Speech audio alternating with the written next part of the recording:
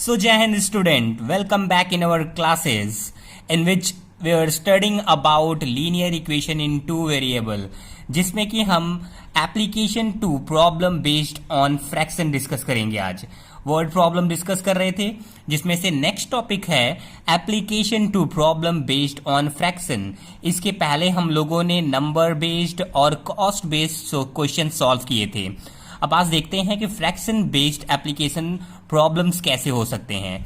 तो एग्जाम्पल के थ्रू हम लोग इसको डिस्कस करते हैं।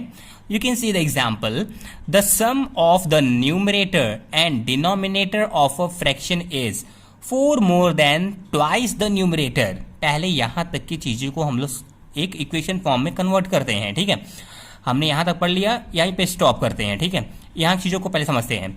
The sum of the numerator and denominator of a fraction, किसकी बात बोला? फ्रैक्शन की बात बोला है ना। तो सबसे पहले हम लोग फ्रैक्शन कंसीडर करते हैं। Let a fraction be x upon y. Fraction का फॉर्म क्या होता है? X upon y. तो फ्रैक्शन बी एक्स अपॉन 5, जिसमें एक्स क्या होता है? Numerator and y is denominator. Fraction हमेशा हम लोग कैसे लिखते हैं? Numerator upon denominator. डिनोमिनेटर, ठीक है। तो यहां पे हो गया एक्स न्यूमरेटर और वाई डिनोमिनेटर, करेक्ट। अब आगे देखिए क्या कह रहा है।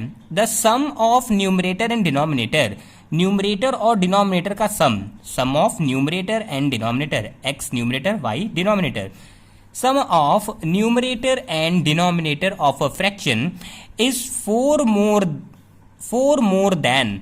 4 को मोर करना है मीन्स 4 इंक्रीज करना है। 4 more than twice the numerator. Numerator क्या है? X, means 2x plus 4। समझ में आ रहा है? This is important point.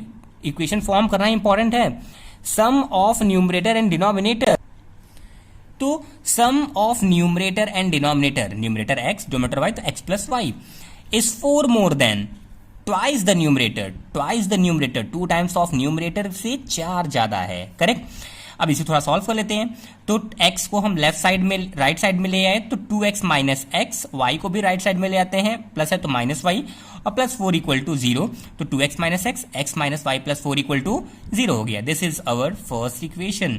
अब चलते हैं सेकेंड इक्वेशन की तरफ। तो हमने यहां तक डिस्कस कर लिया है, इसके आगे अब डिस्कस करते हैं। ठीक है, ध्यान दीजिए। अब if the numerator and denominator are increased by 3, numerator क्या है? x और डिनोमिनेटर क्या है? y। अगर न्यूमरेटर और डिनोमिनेटर को इंक्रीज करते हैं 3 से, तो मैंने देखिए यहाँ पे सिंपली कर दिया है। न्यूमरेटर और डिनोमिनेटर को increased by 3, you can C numerator x था, डिनोमिनेटर y था, दोनों को 3 से इंक्रीज किया है, प्लस 3, करेक्ट। आगे देखिए क्वेश्चन में क्या बोला। जब हम इंक्रीज्ड बाई 3 कर रहे हैं, दे आर इन रेशियो 2:3। तो इंक्रीज जैसे किया मैंने x प्लस 3 y प्लस 3, इनका रेशियो क्या बन गया? 2/3। Matter and. अब क्वेश्चन पे हमें को जाने की जरूरत नहीं है। क्वेश्चन क्या बोला कि न्यूमरेटर और डिनोमिनेटर को 3 इंक्रीज कर दिया जाए। तो हमने न्यूमरेटर और डिनोमिनेटर को 3 इंक्रीज किया और न्यू रेशियो बन जाएगा 2:3 का। तो न्यू रेशियो बन गया 2:3 का, करेक्ट। अब इसको सॉल्व कर लेते हैं थोड़ा सा, देखिए ध्यान से।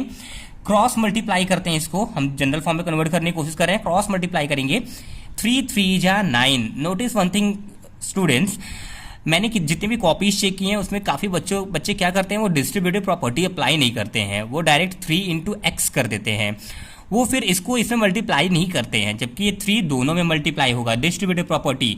सो 3 इंटू एक्स 3x और प्लस 3 जा 9। ऐसे ही क्रॉस मल्टीप्लाई ये उधर जाएगा, 2 इंटू वाई प्लस 2 जा 6, 2 जा वाई एंड 2 जा 6, करेक्ट। नीचे आते हैं तो 3x माइनस 2y, ये प्लस 2y है ना, लेफ्ट साइड आएगा माइनस 2y, और 6 लेफ्ट साइड आएगा, 9 माइनस 6 इक्वल टू 3, ठीक है। तो ये प्लस 3 इक्वल टू 0। अब हमारे पास 2 इक्वेशन आ चुके हैं। पहला इक्वेशन आप यहां पे देख रहे हैं और दूसरा इक्वेशन यहां पे देख रहे हैं। हमें इन्हीं दोनों इक्वेशन को क्या करना है? सॉल्व करना है। एलिमिनेशन मेथड यूज कर लें। देखिए यहां पर क्या है, y का कोफिशिएंट 1 है, यहां पे y का कोफिशिएंट 2 है ना। तो तो y का कॉफिशिएंट 1 है और यहाँ पे y का कॉफिशिएंट 2 है। दोनों कॉफिशिएंट्स को इक्वल करने की कोशिश करते हैं। कैसे इक्वल होगा? अगर हम इस इक्वेशन में 2 से मल्टीप्लाई कर देते हैं, इक्वेशन फर्स्ट मल्टीप्लाई बाई 2, तो ये क्या हो जाएगा 2x माइनस 2y। तो ये 2y होगा, तो दोनों का कॉफिशिएंट क्या हो जाएगा सेम। सब्ट्रैक्ट कर देंगे तो ये माइनस 2y रहेगा, ये प्लस 2y कैंसिल हो जाएगा। करेक्ट। तो इक्वेशन फर्स्ट में हमने 2 से मल्टीप्लाई किया, 2x यहां पे देखिए 2x माइनस 2y और 2 4 जा 8 में से माइनस करते हैं second equation, minus equation second 3x minus 2y plus 3 equal to, दोनों साइड में 0 है तो 0 माइनस 0 0 ही होगा। करेक्ट है। अब ध्यान दीजिए थोड़ा सा, यहां पे हम एक माइनस साइन लगाएंगे और बाकी सारी चीजों को ब्रैकेट में लिखेंगे। क्यों ब्रैकेट में लिखेंगे?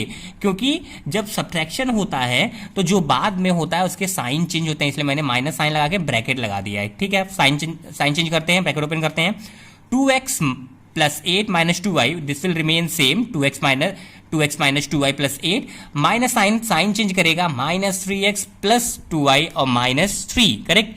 अब ध्यान दीजिए ये दोनों सेम है लेकिन opposite sign, this will be subtracted, है ना, दोनों कैंसिल हो जाएंगे। यहां पे क्या होगा 2x माइनस 3x, 2x में से 3x जाएगा, साइन डिफरेंट है, सब्ट्रैक्ट होगा माइनस x, 8 में से 3 जाएगा 5 प्लस 5, तो minus x plus 5 equal to 0, तो x उधर जाके x इक्वल टू 5। x की वैल्यू क्या आ गई 5। अब ये x की वैल्यू इन दोनों इक्वेशन में से किसी एक में रख दे, या तो इक्वेशन फर्स्ट में रख दो या फिर इक्वेशन सेकंड में रख दो। मैं इक्वेशन फर्स्ट में रख देता हूं x की value 5। Correct.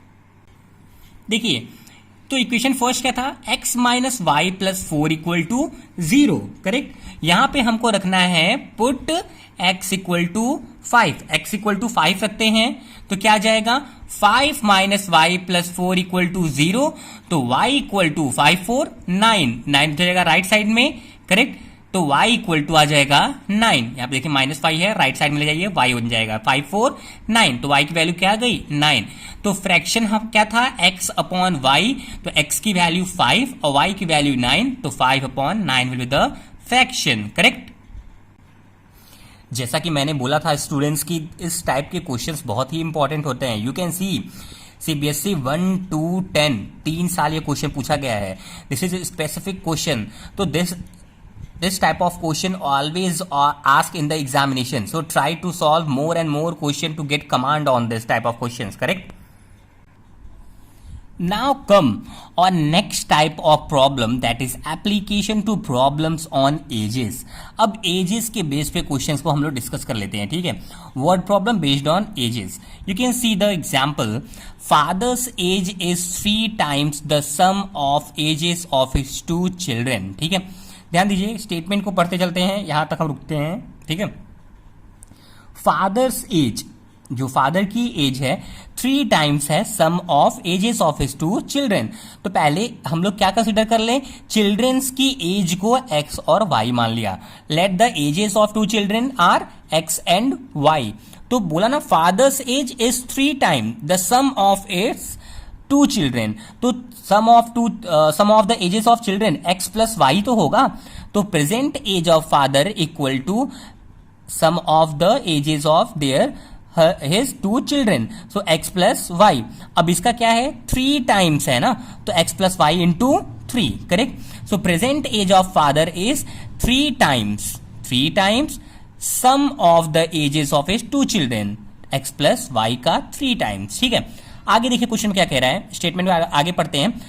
After 5 years his age will be twice the sum of ages of his 2 children. 5 साल बाद की बात हो रही है ना, आफ्टर 5 year। अब देखिए अभी अगर प्रेजेंट एज सन्स का क्या है x और y है, ठीक है, तो 5 साल बाद क्या होगा इनका age x plus after 5 year, हम बात कर रहे हैं आफ्टर 5 years की, the ages of 2 children will be. 5 साल बाद क्या हो जाएगा, अभी अगर x है तो पहला सन जो होगा उसका एज होगा x प्लस 5, 5 साल बढ़ जाएगा, और y का एज हो जाएगा y प्लस 5। करेक्ट है, तो 5 साल बाद हो गया सन का एज x प्लस 5 और y प्लस 5। ठीक है, और फादर का एज क्या होगा, देखिए क्वेश्चन में बोला गया कि ages will be after 5 year his age, father का age twice the sum of ages of two children. अब देखिए father age will be 2 time sum of the ages of two children, means x plus 5 plus y plus 5। दोनों का age x plus 5 y plus 5 हो गया ना 5 साल बाद, तो इन दोनों का सम क्या होगा x plus 5 plus y plus 5, और इन दोनों के सम का भी डबल है फादर का एज, तो 2 टाइम कर दिया। तो x plus y 5 5 10, x plus 5 plus 10 2 times, correct है। अब ध्यान दीजिए हम लोग को करना क्या है, इसको सॉल्व करने के लिए अब हमको ये समझना पड़ेगा कि 5 साल बाद फादर का एज तो ये आ रहा है, ठीक है, लेकिन 5 साल पहले फादर का एज क्या था, ये था, प्रेजेंट एज ये था। अगर हम प्रेजेंट एज में 5 ऐड कर दें, है ना, तो 5 साल बाद फादर की एज हो जाएगी। तो ये दोनों इक्वेशन को, इन दोनों को हम आपस में इक्वल कैसे कर सकते हैं, we can write a statement present age of father के प्रेजेंट एज में अगर हम 5 ऐड कर देते हैं, 5 इयर्स ऐड कर देते हैं, तो क्या मिलेगा हमको, age of father after 5 year, तो 5 साल बाद वाला एज मिल जाएगा। तो प्रेजेंट एज ऑफ फादर क्या है, 3x प्लस वाई, तो मैंने यहां पे क्या लिखा, ब्रैकेट ओपन कर देते हैं, 3x प्लस 3y। तो प्रेजेंट एज ऑफ फादर क्या है, 3x प्लस 3y, और उसमें 5 इयर्स और ऐड कर देते हैं, ठीक है, तो मिल गया हमको कितना, 5 साल बाद वाला एज। 5 साल बाद वाला एज क्या है, 2x प्लस 2y प्लस 2 10 जा 20, करेक्ट। तो ये दोनों आपस में क्या हो जाएंगे, इक्वल हो जाएंगे। इसी को सॉल्व कर लेते हैं, 2x को इधर ले आएंगे, 3x minus 2x equal to x, 2y को उधर ले आते हैं minus 2y, 3x minus 2y equal to y, और 25 को उधर ले जाते हैं तो क्या हो जाएगा, 20 माइनस 5 इक्वल टू 15, ठीक है। तो x प्लस वाई की वैल्यू आ गई 15, ठीक है। मीन्स अच्छा देखिए अब ध्यान से, x प्लस वाई क्या है, sum of the ages of 2 children, दोनों बच्चों के एज का क्या है, ये सम है 15, ठीक है।